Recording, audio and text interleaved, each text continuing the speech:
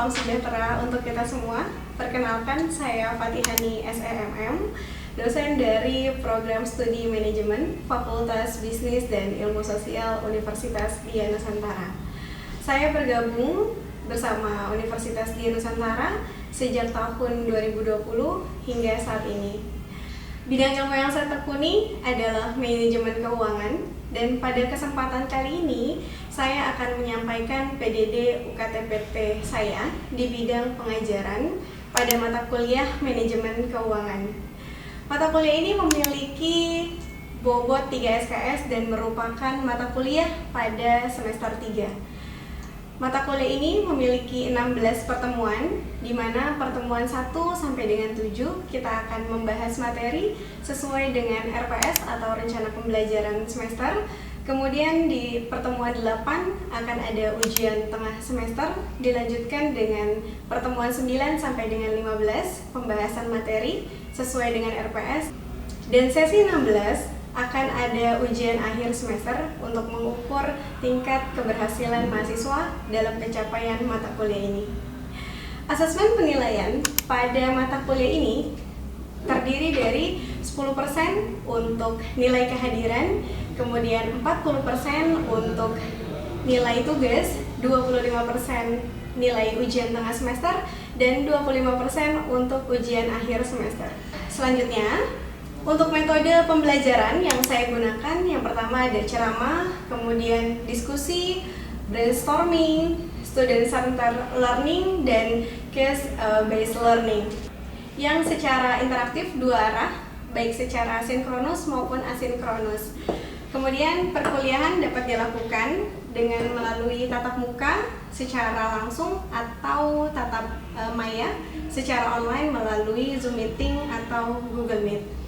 Setiap mahasiswa melakukan presentasi sesuai dengan materi yang telah diberikan, kemudian dilakukan diskusi antar mahasiswa dan dosen di dalam kelas. CPMK atau capaian pembelajaran pada mata kuliah ini diharapkan mahasiswa mampu untuk memahami dan menganalisis kondisi keuangan perusahaan melalui laporan keuangan yang tersedia, kemudian mampu menganalisis dan memahami perencanaan keuangan jangka pendek dan jangka panjang. Kemudian mahasiswa mampu untuk memahami jenis investasi dan cara pengambilan keputusan investasi. Selanjutnya, diharapkan mahasiswa mampu untuk menentukan struktur modal yang tepat dan yang terbaik yang dapat dipergunakan oleh perusahaan, serta mahasiswa mampu untuk memahami merger, akuisisi, dan konsolidasi. Adapun bagaimana cara saya dalam menyampaikan materi dalam mata kuliah manajemen keuangan akan saya sampaikan dalam micro teaching.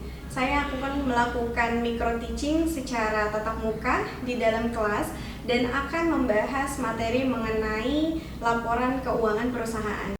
Pada pertemuan kedua ini, modul dan bahan ajar sebagai referensi yang digunakan untuk mahasiswa dapat di-download pada LMS kuliahonline.undira.ac.id yang dapat diakses oleh mahasiswa.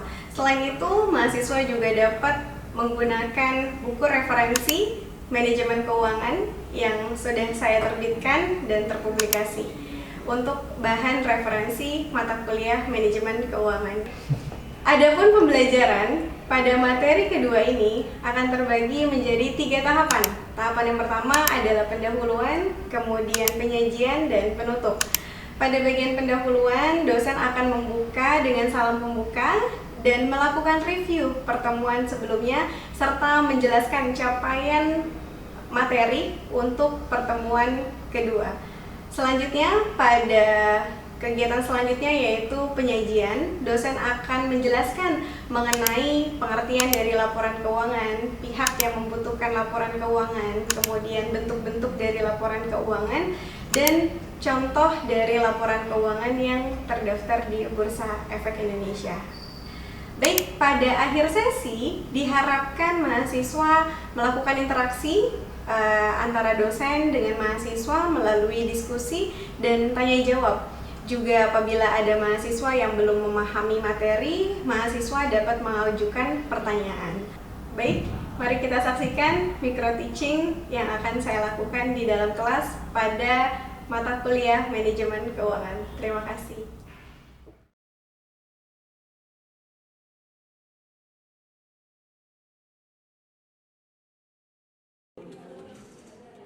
Assalamualaikum.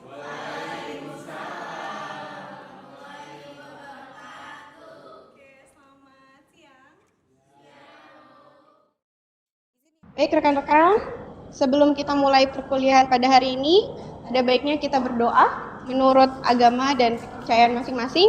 Semoga materi kita hari ini ya bisa bermanfaat untuk teman-teman semua, teman-teman bisa mengerti gitu ya dan bisa mengaplikasikan dalam kehidupan sehari-hari.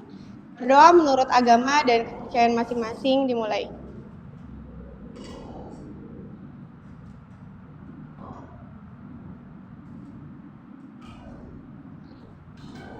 Oke, berdoa selesai.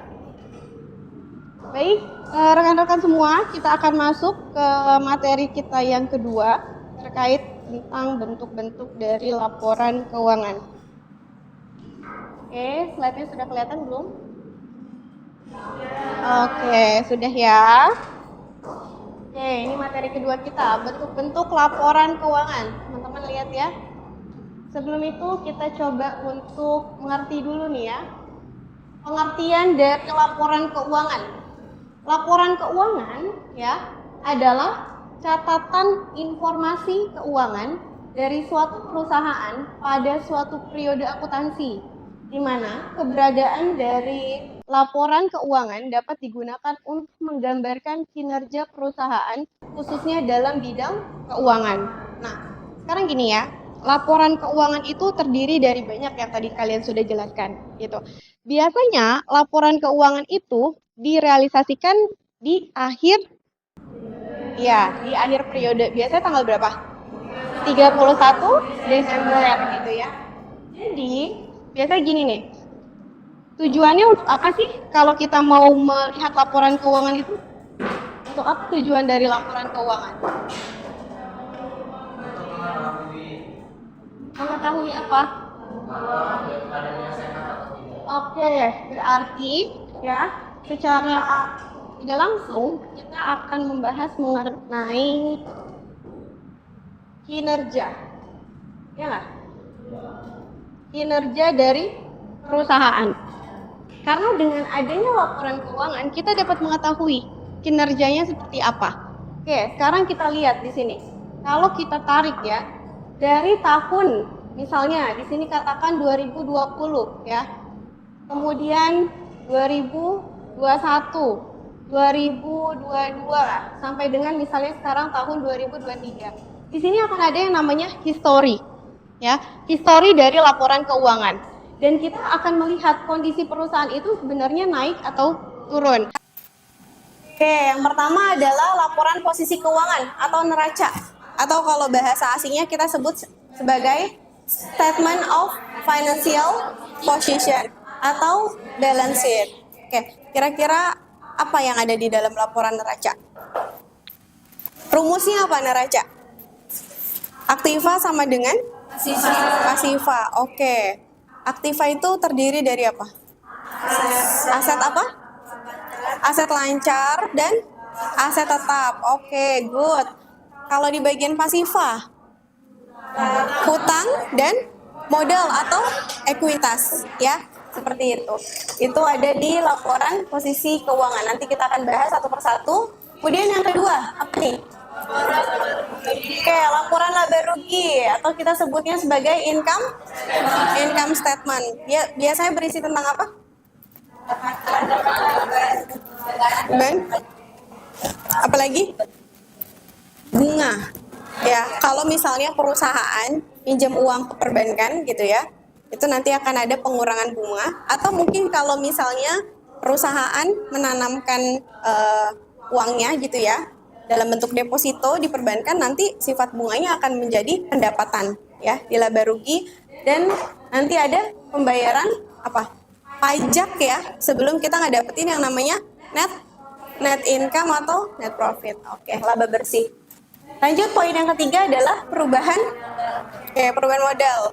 Perubahan modal isinya apa? Terdiri dari apa? Item-itemnya?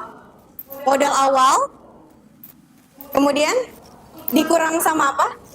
Sama penarikan gitu ya, sampai dengan nanti kita lihat perubahan di pendapatan atau modal akhirnya seperti apa ya. Oke, lanjut. Di sini ada apa? Poin keempat, laporan arus kas. Arus kas ada apa aja kira-kira? Ada kegiatan, aktivitas ya. Kemudian apalagi arus kas untuk apa? Pendanaan. Arus kas untuk apa? Oke, untuk investasi. Dan terakhir, ini ada apa? Catatan atas laporan keuangan. Oke, baik ya. Nah, poin pertama kita lihat di sini. Laporan neraca. Laporan yang menunjukkan posisi keuangan pada tanggal tertentu, gitu ya. Neraca atau posisi keuangan adalah bagian dari laporan keuangan suatu perusahaan yang dihasilkan pada suatu periode akuntansi yang menunjukkan posisi keuangan dari suatu perusahaan. Oke, poinnya di sini adalah aset harus sama dengan liabilitas dan ekuitas. Oke, kita lihat ya, poin dari neraca. Oke, tujuannya apa kalau kita bisa melihat neraca? Tujuan dengan kita melihat neraca apa? Kira-kira dapat melihat apa? Total aset. Oke, neraca ya. Neraca poinnya di sini ada apa tadi? Ada aset sama pasifa ya. Atau di sini pasifa, di sini aktiva. Oke, aktiva di sini kita bisa lihat dari aset lancar dan aset. Oke, pasifa kita bisa lihat di sini ada hutang dan di sini ada modal. Oke, kita lihat ya. Di sini untuk aset lancar ya. Aset lancar kira-kira poinnya apa aja? Oke, gas, piutang, persediaan, sewa dibayar di muka ya. Oke, dan lain-lain ya. Oke, sifatnya adalah aset lancar. Kemudian di sini poin dari aktiva tetap apa aja? Oke, ada tanah. Bangunan boleh ya. Bangunan, gedung, kendaraan, oke boleh, mesin, peralatan dan perlengkapan masuk aktiva tetap atau lancar? Oke ya, masuk di aktiva lancar, ada peralatan dan perlengkapan. Oke, nah teman-teman berarti sudah paham dari sisi aktiva. Oke, lanjut kita masuk ke pasifa. Hutang, kira-kira hutang apa di sini? Oke, kita hutang juga terbagi dua ya. Ada yang jangka pendek sama jangka. Oke, kalau jangka pendek kira-kira apa? Oke, bisa hutang masuk ke hutang obligasi juga bisa ya. Kemudian di sini ada hutang misalnya hutang wesel gitu ya. Nah, di sini jangka panjang biasanya kalau lebih dari kurang lebih 5 tahun ya dari hutang bank. Oke, ini kewajiban ya, ada hutang, kemudian lanjut ada modal. Modal biasanya dari mana? Oke, modal sendiri ya. Modal sendiri dan oke, bisa laba ditahan. Oke, ingat ya, poinnya ya. Poin paling penting dalam neraca, nilai aktiva kalau di sini 1M, maka di sini harus 1M ya. Karena apa? Neraca itu merupakan laporan balance sheet ya, laporan keuangan yang antara aktiva dan pasifa itu harus sama. Oke, boleh nanti teman-teman bisa catat ya. Oke, kita lanjut dulu. Oke, di sini ya kita lihat slide berikutnya. Nah, ini adalah contoh-contoh yang tadi teman-teman sudah sebutkan ya. Ini ada aktiva lancar, ada aktiva tetap ya di bagian aktivanya. Kemudian di bagian pasifa ya ada hutang, kemudian ada hutang jangka panjang atau hutang jangka pendek atau hutang lancar, dan di sini ada hutang jangka panjang.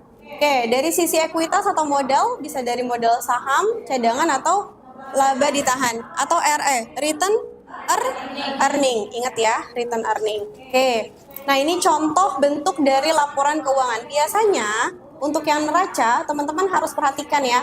Di sini di atas selalu harus ditulis adalah PT, ya, nama perusahaannya, kemudian di sini neraca kita tulis karena ini adalah laporan neraca per berapa? 31 Desember, ya, misalnya tahun 2024, 2023 dan seterusnya, gitu ya. Karena apa? Ini menunjukkan bahwa ini semua adalah perhitungan akhir, gitu loh. Nilai kasnya perhitungan akhir, persediaannya, piutangnya, semua itu adalah setelah di akhir tanggal 31 Desember 2023 gitu ya, seperti itu. Oke, kita next. Laba rugi, laporan laba rugi atau kita sebut PL, ini di sini adalah profit or loss ya. Itu adalah laporan keuangan yang menerangkum atau merangkum dari pendapatan, biaya, beban, ya, ada laba juga misalnya kalau kita mengalami laba, dan ada kerugian ya yang terjadi selama satu periode tertentu. Biasanya berapa? Periodenya sama nggak kayak neraca? Sama ya, per 31 Desember. Oke, kita lihat di sini. Oke, laporan laba rugi.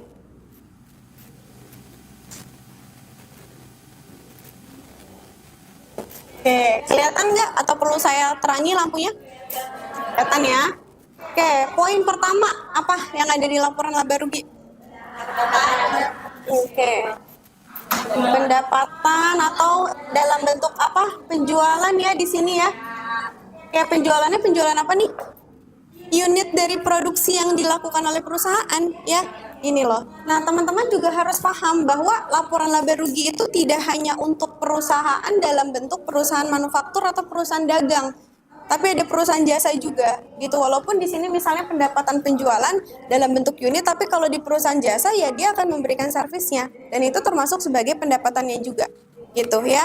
Jadi tergantung nanti perusahaannya seperti apa. Kalau misalnya kita bahasnya perusahaan manufaktur, ya berarti kita lihat ya pendapatannya dalam unit produksinya gini, unit yang terjual ya, unit produksi yang terjual.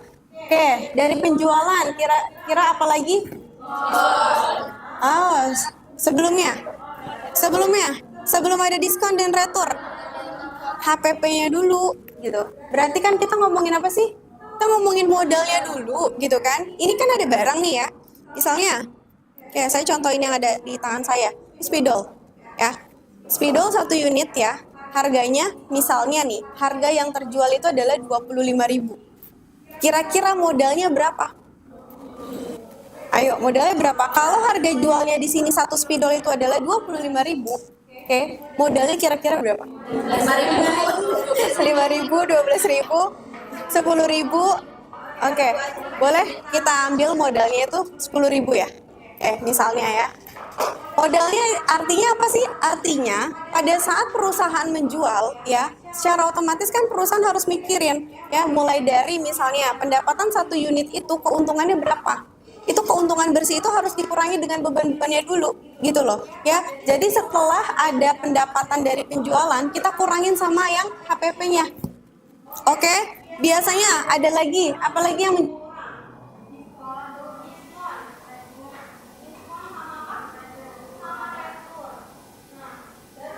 di sini laba kotornya. Paham ya? Kenapa ada diskon, kenapa ada retur? Ya tergantung lah ya. Biasanya kan perusahaan suka ngadain promo-promo gitu ya. Nah, misalnya buy one get one, otomatis kan itu akan menjadi potongan ya. Nah, ini akan mengurangi pendapatan kita di perusahaan. Kemudian kalau retur, barang yang apa?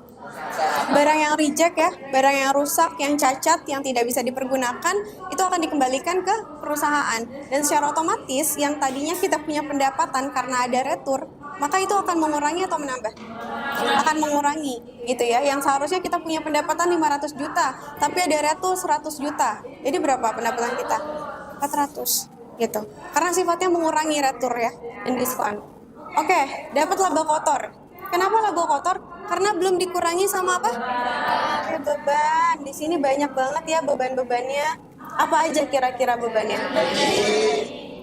Gaji boleh deh. Listrik.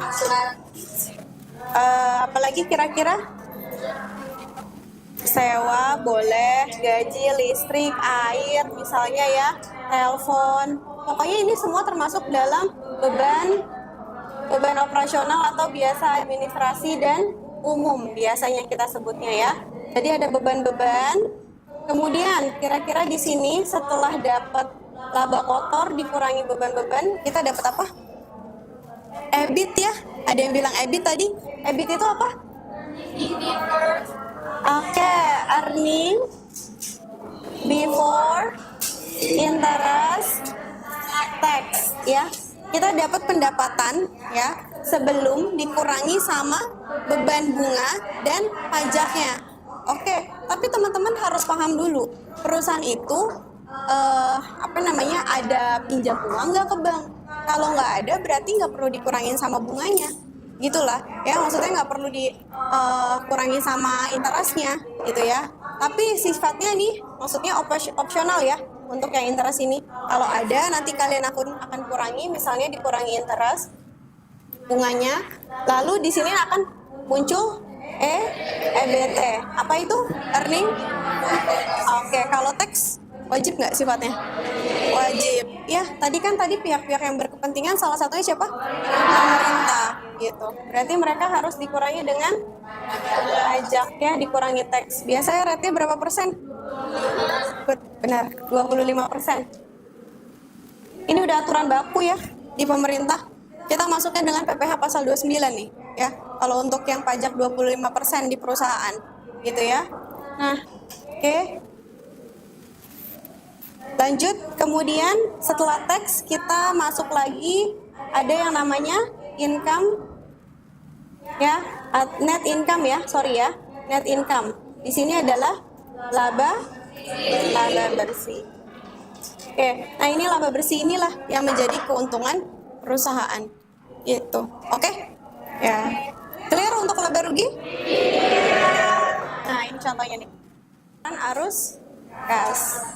Oke, kita lihat next poin keempat, itu adalah laporan perubahan modal. Laporan perubahan modal ya, atau ekuitas secara sederhana diartikan sebagai laporan keuangan yang harus dibuat oleh perusahaan.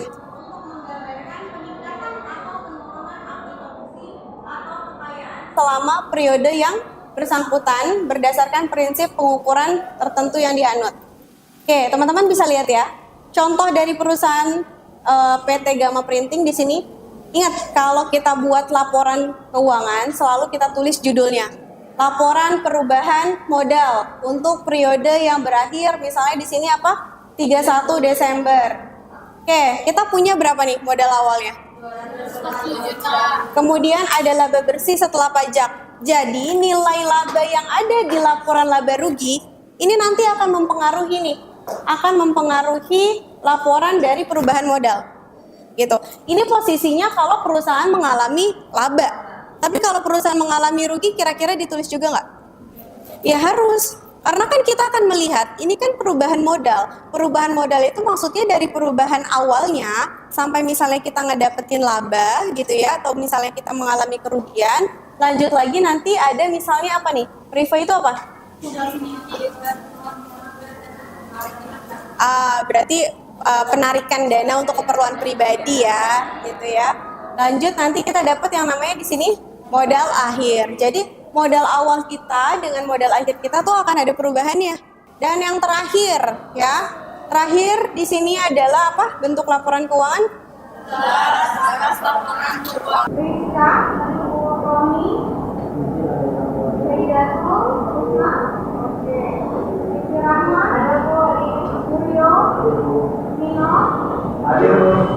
Elis, Kofifa, Agus, Dewi, Dwi Lutfia, Elsa, Eva, Sabrina, Saskia, Miftahul, ada ya, Debbie, Afifa, Mevi, Safira, Nining, Zulfa, Krisna, Baik, alhamdulillahirabbil alamin. Rekan-rekan, terima kasih untuk hari ini ya. Semoga sehat selalu. Amin ya. Mudah-mudahan kita bisa bertemu di minggu pertemuan selanjutnya. Saya ucapkan terima kasih sekali lagi. Jangan lupa tugasnya harus dikerjakan individu ya. Minggu depan di-download laporan keuangannya dan kalau bisa kalian print ya. Jadi nanti kita bahas di perkuliahan selanjutnya. Terima kasih, sehat-sehat semua. Assalamualaikum warahmatullahi wabarakatuh.